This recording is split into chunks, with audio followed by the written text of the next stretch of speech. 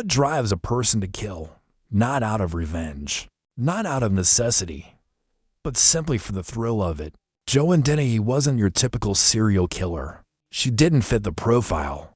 A mother, a woman. But beneath the facade hid something far more terrifying, a predator who killed not just for pleasure, but to prove to herself that she could. Tonight, we dive into one of the most chilling murder sprees in modern UK history. A case so disturbing that even seasoned investigators were left shaken. But what really happened behind closed doors? And what made Dennehy crave the hunt? Before we begin, don't forget to subscribe and hit the like button if you love true crime. Drop a comment below what's the most unsettling case you've ever heard of. Let's talk about it. Now, let's get into the story.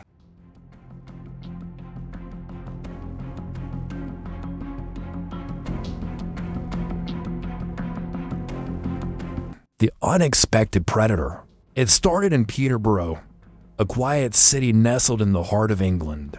A place where people left their doors unlocked, where neighbors exchanged polite nods, where crime, especially violent crime, felt like something that happened elsewhere. But in the spring of 2013, that illusion was shattered. Joanna Dennehy didn't look like a monster. She wasn't the shadow lurking in the alley or the stranger following you home at night. No, she smiled, laughed, and blended in. A woman in her early 30s, thin, with long, dark hair and piercing green eyes that held an intensity most people couldn't quite place. But behind the gaze lay something far more sinister. Unlike the stereotypical serial killer, calculating, methodical, meticulous, Dennehy was reckless, impulsive. She didn't stalk her victims for weeks. She didn't need a grand plan. No, she killed for the sheer excitement of it, for the rush, and that made her even more dangerous. Her past hinted at the chaos to come. A troubled childhood, run-ins with the law, a history of manipulation and violence. But it wasn't until the spring of 2013 that she fully embraced who she really was. That's when the killing began. The victims. Lucas Slabashevsky, the first kill. Lucas Slabashevsky wasn't the type to make enemies. At 31, he had come to the UK from Poland, hoping for a better life. He was quiet, hardworking, and like so many others, just trying to find his place. But then he met Joanna Dennehy, a woman who was everything he wasn't. Chaotic, unstable, dangerous. And yet, she had this way about her, a strange magnetism that pulled people in. She was fun, wild, unpredictable. It wasn't long before Lucas found himself under her spell. At first, everything seemed normal: flirty texts, stolen glances, late-night conversations. Maybe he thought she liked him.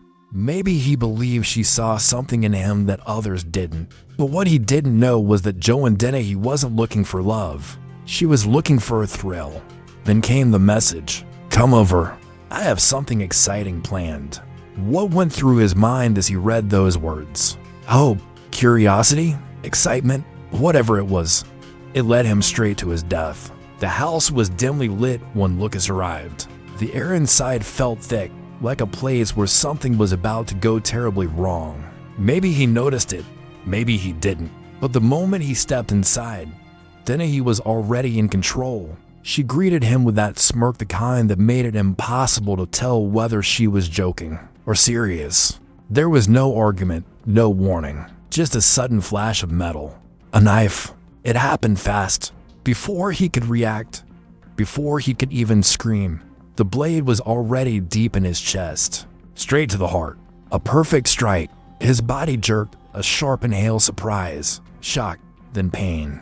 Maybe he tried to speak, to ask why, but nothing came out. Blood soaked through his shirt, warm and sticky, as his knees gave way beneath him. And Dennehy, she didn't cry. She didn't hesitate. She watched as the light faded from his eyes. Watched as his body twitched for the last time. And then she laughed. For most people, murder is a final act, something that changes them forever. But for Dennehy, it was just the beginning. She didn't panic, didn't try to hide what she had done. Instead, she posed for selfies next to his lifeless body, grinning as if she had just won some twisted game. She sent messages, boasted about the kill, and then, like it was nothing, she dragged his body to a wheelie bin. To her, Lucas wasn't a person anymore, just trash. She left him there, discarded like he never mattered. And when she closed the lid, she wasn't filled with guilt. She wasn't afraid. She was hungry, because now she had tasted blood, and she wanted more. John Chapman, the silent target. John Chapman was a man who had seen the world. He had served in the British Navy, traveled across oceans, and lived a life of discipline and structure. But by 2013, those days were long behind him. At 56 years old, Chapman found himself living in a shared house in Peterborough, England, a place that had become a refuge for those who had nowhere else to go. His once strong physique had softened with age, his face lined with years of hardship. He was quiet, often keeping to himself, lost in thoughts of a past life at sea. But in that house, he wasn't alone. Joanna Dennehy also lived there, and unlike Chapman, she was loud, unpredictable, a storm waiting to unleash itself. People around her felt uneasy, like standing too close to an exposed wire. But Chapman, he never thought he'd have a reason to fear her. He was wrong. It was late past midnight. The house was quiet, save for the occasional creak of the floorboards as the wind pressed against the old walls. John Chapman was in his room, lying in bed, his breathing slow and steady. Maybe he was dreaming of the open sea, of waves crashing against the ship, of the sound of boots hitting the deck as sailors moved in unison. Or maybe he was just resting, lost in the haze of another sleepless night. Then a shift in the air. The door to his room creaked open. A shadow moved across the floor, the faint outline of a figure standing still, watching, holding something in their hand. A blade. Joanna Dennehy moved swiftly, stepping toward him with eerie precision. There was no warning, no sound, just a sudden, violent motion. The first stab hit him in the chest, forcing a gasp of air from his lungs. His body jerked awake, confusion flashing across his face. What was happening? Who was? Then another stab, and another. Chapman tried to scream, but his breath came out in sharp, broken gasps. The pain was overwhelming, white-hot, spreading through his ribs like fire. He tried to fight, but his body was weak, and Dennehy was relentless. She drove the knife into him 6 times, each thrust precise, each wound deliberate. Blood soaked through the bed sheets, spreading in thick, crimson pools. The smell of iron filled the room. His hands trembled as he tried to push her away, but his strength was fading.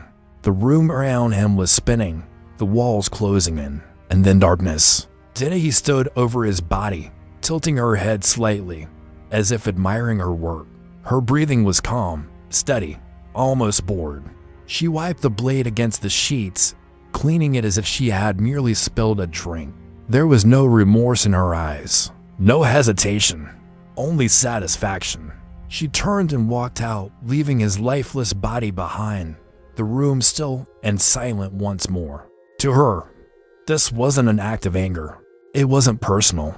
It was a game of twisted, blood-soaked game. And John Chapman, he was just another piece on her board.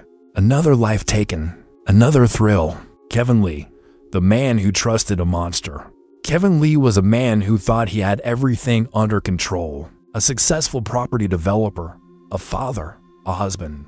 On the surface, he was respectable, responsible. But behind closed doors, Kevin had secrets. And one of those secrets was Joanna Dennehy. She wasn't just his tenant, she was his lover.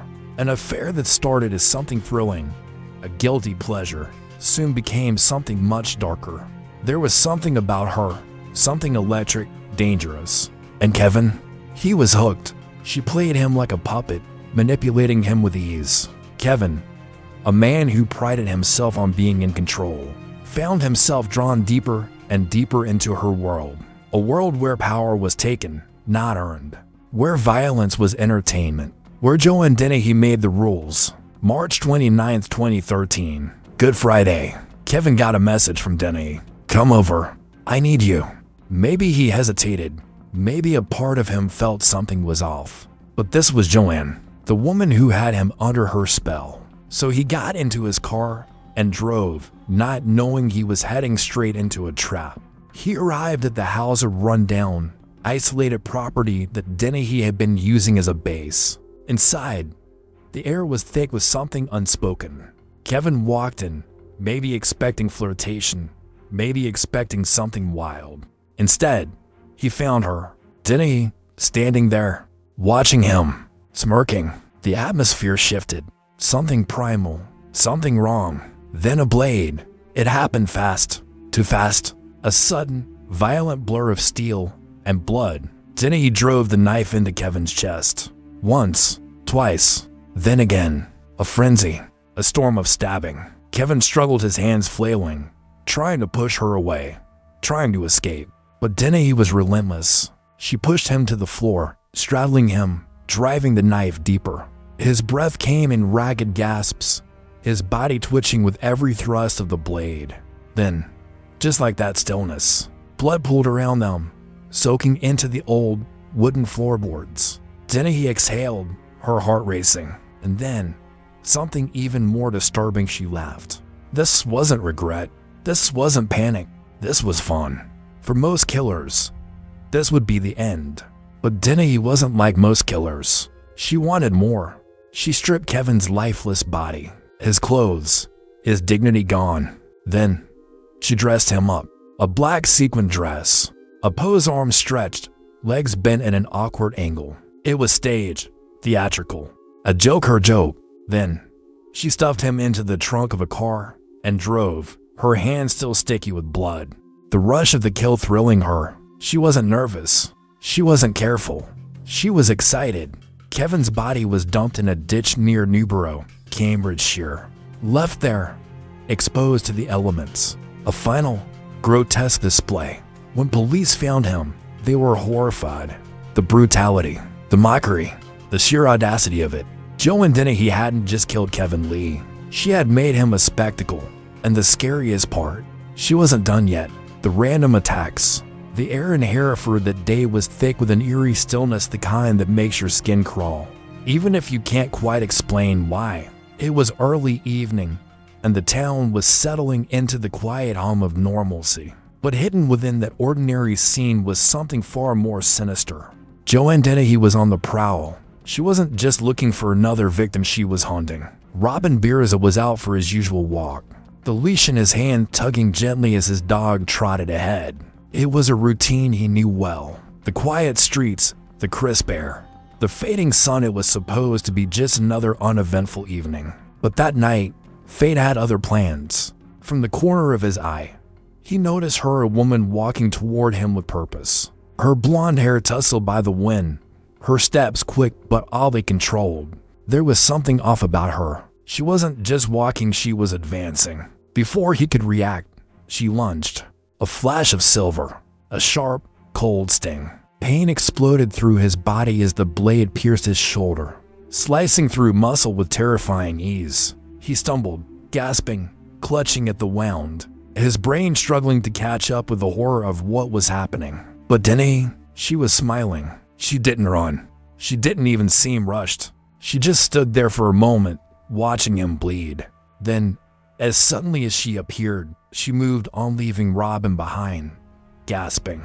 His dog barking frantically as the pavement beneath him darkened with his blood. Not far from there, John Rogers was on his way home, his thoughts preoccupied with the mundane details of the day. Bills to pay, dinner to cook, life's usual rhythm. He barely registered the woman in the distance, walking toward him until it was too late. Dennehy struck with the same ruthless efficiency. The knife plunged into his stomach, the force knocking the breath from his lungs. A second stab followed, and then another. He collapsed, his vision swimming, the cold of the pavement seeping into his skin. Blood pooled around him, thick and dark. He could hear her breathing steady, almost amused before her footsteps faded into the night. 2 attacks, 9 minutes apart. No motive, no warning, no hesitation. Dennehy wasn't running from the law. She wasn't covering her tracks. She was savoring the chaos, testing herself, pushing the boundaries of her own darkness. And for the first time, the world was starting to realize Joanna Dennehy wasn't just a killer. She was a monster who enjoyed it, the capture and sentencing. The hunt for Joanna Dennehy didn't last long, but the chaos she left behind would haunt investigators for years. By the time authorities realized a serial killer was on the loose, Dennehy was already gone, tearing through the English countryside in a green Vauxhall Astra, accompanied by her towering accomplice, Gary Stretch. He was over 7 feet tall and intimidating figure, but in this twisted duo, he wasn't the one in control. No, Joan was the one calling the shots, and she was still thirsty for blood. Police pieced together the grisly puzzle quickly. 3 men murdered in Peterborough, each of them stabbed through the chest, their bodies discarded like trash. 2 more men, brutally attacked in Hereford, somehow survived. And Joanne, she was out there somewhere, laughing, bragging, looking for her next victim. Authorities launched a nationwide manhunt, their top priority, stopping her before she struck again. Helicopters scoured the landscape. Roadblocks were set up. Detectives worked around the clock, interviewing witnesses, tracking down every lead. The media splashed her face across the news, blonde, piercing blue eyes, a smirk that sent chills down the spine. But Joanne, she wasn't hiding. She was celebrating. When officers finally caught up with her on April 4, 2013, she wasn't cowering in some dark alley. She was in broad daylight, swaggering down the street in Hereford, armed with a knife tucked into her waistband. A security camera captured the moment. Dennehy, clad in a black leather jacket, walking with an eerie confidence. When officers surrounded her, she didn't resist. In fact, she smirked, as if this was all just a game.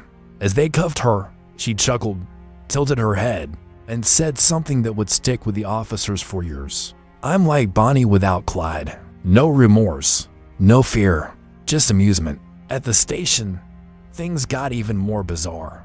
While most criminals might plead innocence or at least show some sign of regret, Dennehy took a different route. She flirted with the officers. She laughed. She bragged about how she just wanted to have some fun. She even told one detective, "I killed to see if I was as cold as I thought I was, and I am."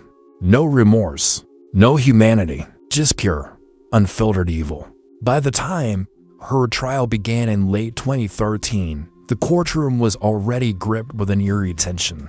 Reporters packed the gallery, their pens poised to capture every twisted detail. The families of the victims sat in silent agony, waiting for some sort of explanation, some kind of justification.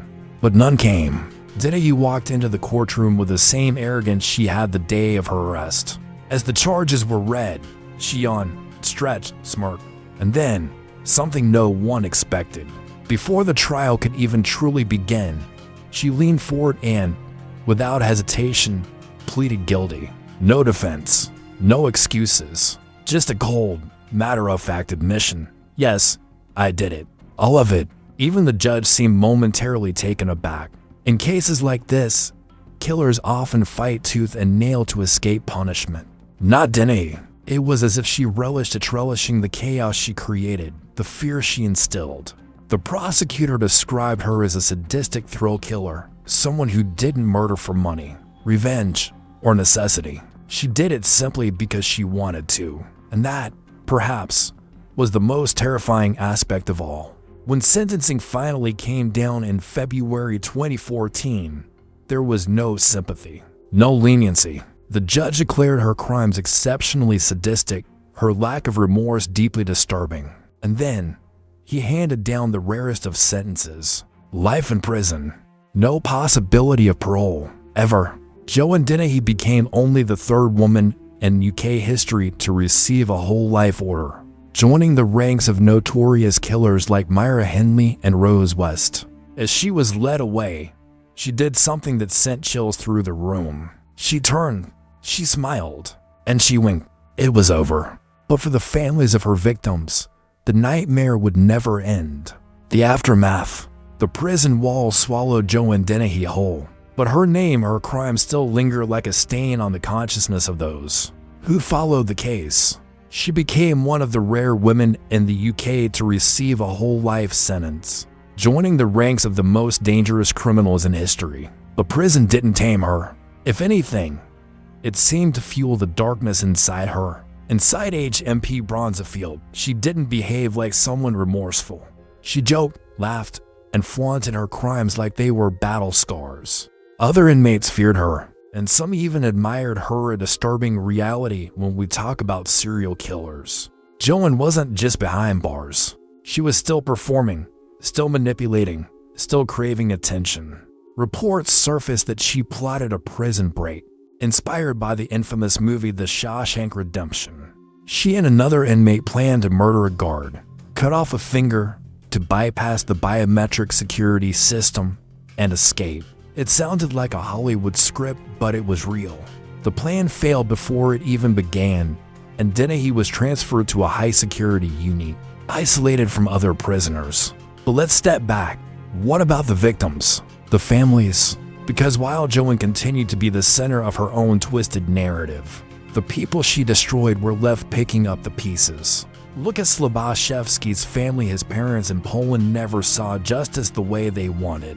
To them, a life sentence wasn't enough. They wanted answers. They wanted to understand how someone like Joanne could exist.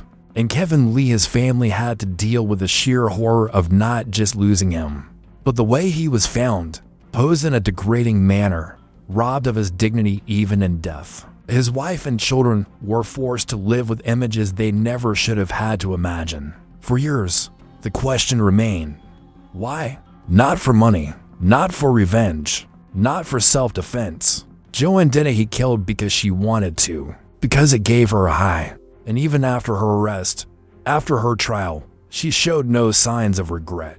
Instead, she boasted about her crimes, telling psychiatrists, "I killed to see if I was as cold as I thought I was." And then it got moreish, like an addiction. Joanna Dennehy was more than just a killer. She was a psychological anomaly. Most female killers have clear motives: jealousy, desperation, abuse. But Joanne, she was something else. A rare, terrifying breed of murderer, driven by thrill rather than reason.